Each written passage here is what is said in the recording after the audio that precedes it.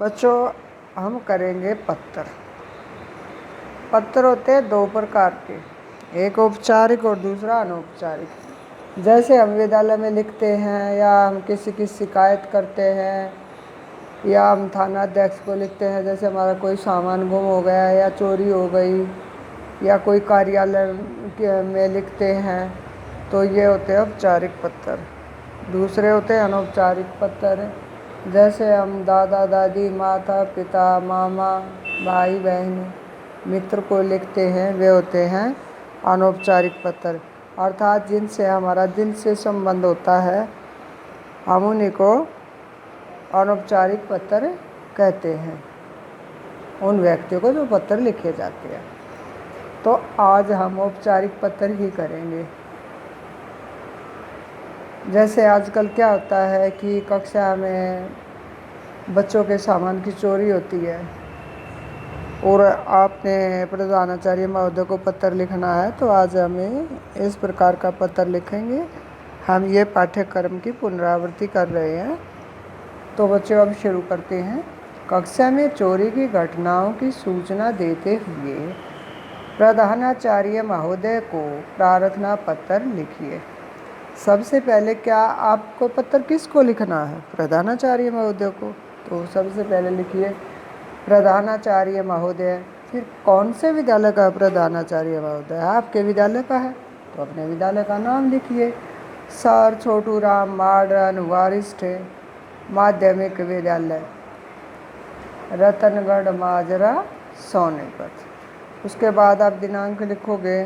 जैसा दिनांक है 5 जून 2020।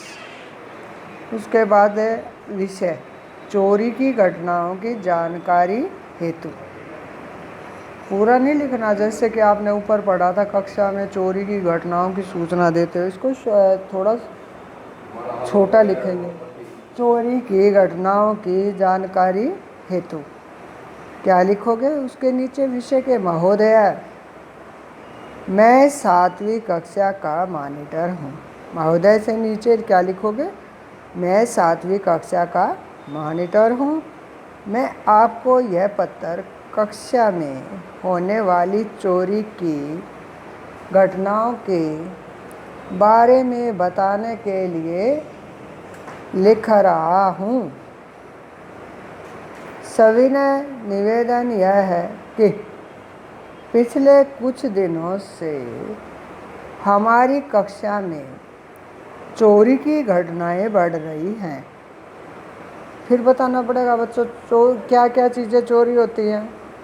जैसे पुस्तकें, पेन, कॉपियाँ और टिफ़िन के साथ साथ रुपयों की भी चोरी होने लगी है।